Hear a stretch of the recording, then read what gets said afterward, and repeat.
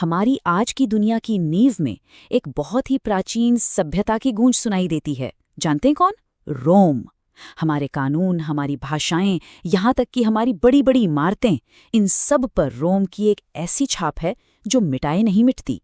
ये कहानी है उस महाशक्ति की जिसने सिर्फ दुनिया का नक्शा नहीं बदला, बल्कि हमारे सोचने के तरीके को भी हमेशा हमेशा के लिए बदल कर रख दिया।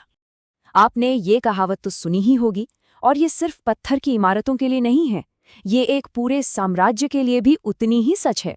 तो चलिए आज साथ मिलकर 2000 साल के इस शानदार सफर पर निकलते हैं।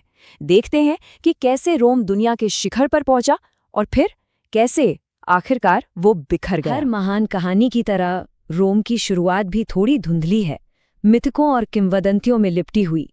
ये एक ऐसी कहानी है जो हमें बताती है कि रोम के लोग खुद को क्या मानते थे। वो खुद को देवताओं का वंशज मानते थे, जिनकी किस्मत में दुनिया पर राज करना लिखा था। कहानी कुछ ऐसी है कि युद्ध के देवता के 2 जुड़वा बेटे थे, जिन्हें पैदा होते ही मरने के लिए छोड़ दिया गया था। लेकिन किस्मत को कुछ और ही मंजूर था। उन्हें एक मादा भेड़िए ने पाला, और इन्हीं में से एक, रोम्युलस, आगे चलकर अपने ही भाई की हत्या करेगा और उस शहर की नींव रखेगा जो एक दिन पूरी दुनिया को अपने कदमों पर झुका देगा। इस खूनी शुरुआत ने जैसे रोम के भविष्य की एक झलक दे दी अब थी। मिथक से निकलकर जरा इतिहास की ओर बढ़ते हैं।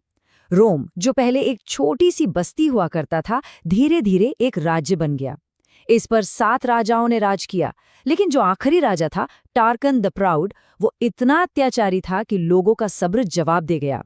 उसे सत्ता से उखाड़ फेंका गया और 509 ईसा पूर्व में उसी राजशाही की राख से एक नए विचार ने जन्म लिया, रोमन गणराज्य।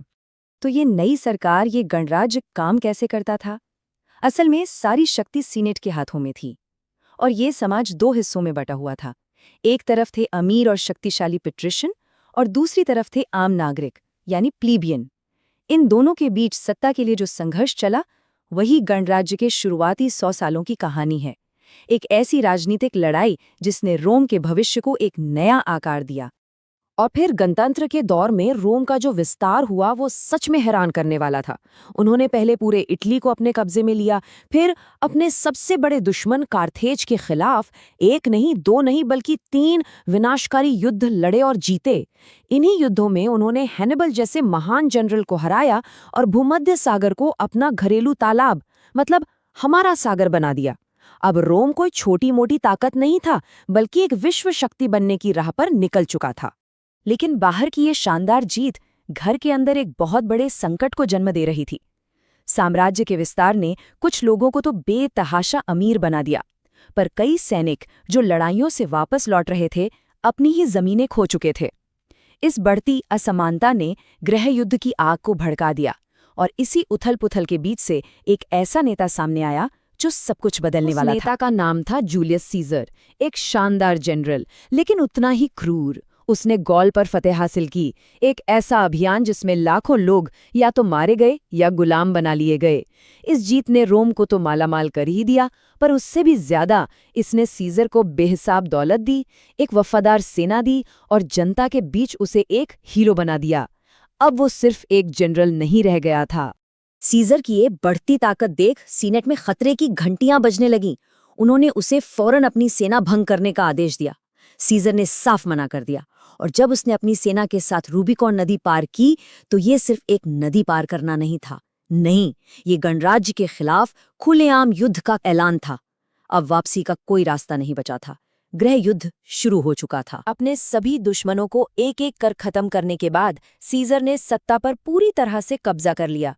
उसने खुद को डिक्टेटर फॉर लाइफ यानी आजीवन तानाशाह घोषित कर दिया।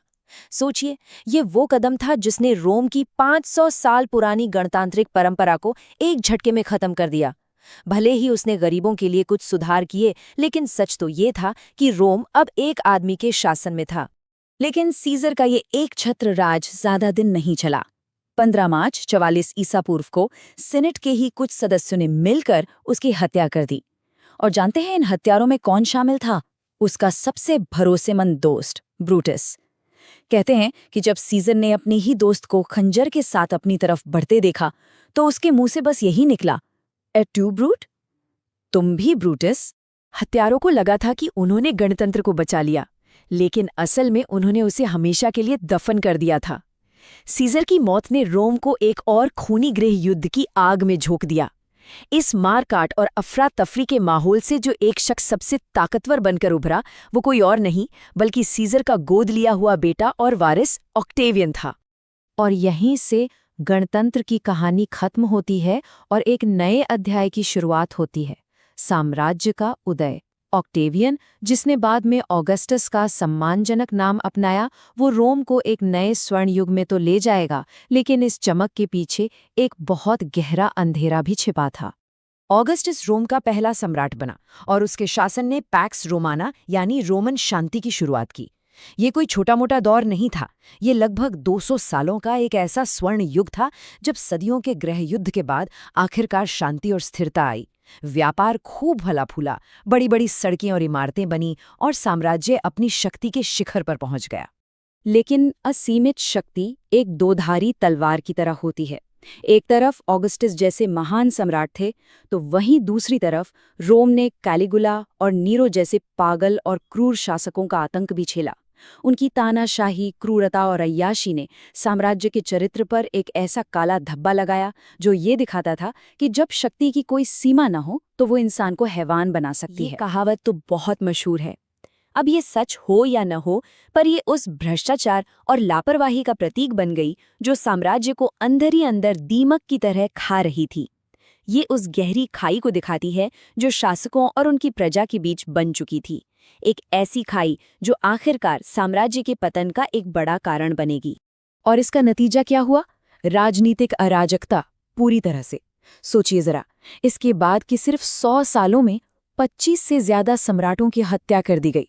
सेना जिसे चाहती उसे सम्राट बना देती और फिर जब मन भरता तो उसे मार डालती। इस लगातार चलते गृहयुद्ध ने साम्राज्य की नींव को पूरी तरह से हिलाकर रख दिया था। अब हम इस कहानी के आखिरी और सबसे दुखद अध्याय पर आ पहुंचे हैं, पश्चिमी रोमन साम्राज्य का पतन। और ये किसी एक घटना का नतीजा नहीं था, नहीं, बिल्कुल नहीं। ये तो सैकड़ों सालों के आंतरिक भ्रष्टाचार, बाहरी दबावों और गलत फैसलों की एक बहुत लंबी और दर्दनाक कहानी थी। साम्राज्य इतना विशाल, इतना बड़ा हो गया था कि उसे एक जगह से संभालना लगभग नामुमकिन हो चुका था। तो इस संकट को टालने की एक हताश कोशिश में सम्राट डायोक्लिटियन ने 285 ईस्वी में एक ऐतिहासिक फैसला लिया। उसने इतने बड़े साम्राज्य को 2 हिस्सों में बांट दिया, एक पश्चिम जो लैटिन बोलता था और दूसरा पूर्व जो ग्रीक बोलता था। ये बंटवारा पश्चिमी हिस्से के ताबूत में आखिरी कील साबित हुआ। अमीर पूर्वी हिस्सा तो फलता फूलता रहा, लेकिन पश्चिमी हिस्सा आर्थिक संकट, भ्रष्टाचार और बाहरी हमलों के बोझ तले दबता ही चला गया। गौथ और वैंडल जैसी जनजातियों ने लगातार हमले कर उसे पूरी तरह खोखला कर दिया और आखिरकार 476 ईस्वी में अंतिम पश्चिमी रोमन सम्राट को गद्दी से हटा दिया गया। पश्चिम में रोम का हजारों साल का शासन खत्म हो गया। लेकिन रुकिए, ये कहानी का पूरा अंत नहीं था। ये याद रखना बहुत जरूरी है कि रोम पूरी तरह से खत्म नहीं हुआ था। जो पूर्वी रोमन साम्राज्य था, जिसे हम बाइजेंटाइन साम्राज्य के नाम से जानते हैं, वो अगले 1000 साल तक फलता फूलता रहा। उसने रोम की विरासत को एक नए रूप में जिंदा रखा। रोम की कहानी हमें एक बहुत बड़ी बात याद दिलाती है कि कोई भी शक्ति, कोई भी साम्राज्य हमेशा के लिए नहीं रहता। हर महान सभ्यता का एक जीवन चक्र होता है, एक शुरुआत, एक शिखर और एक अंत। रोम ने दुनिया को तो जीत लिया, लेकिन समय से हार गया। तो रोम की इस महान गाथा से हम आज क्या सीख सकते हैं? क्या हम उसकी इंजीनियरिंग और कानून की महान उपलब्धियों को याद रखें, या फिर उसके आंतरिक भ्रष्टाचार और पतन की भयानक गलतियों को? शायद जवाब दोनों में है। रोम की कहानी हमें याद दिलाती है कि महानता कितनी नाजुक हो सकती है, और इतिहास हमें आने वाले कल के लिए हमेशा चेतावनी देता रहता है।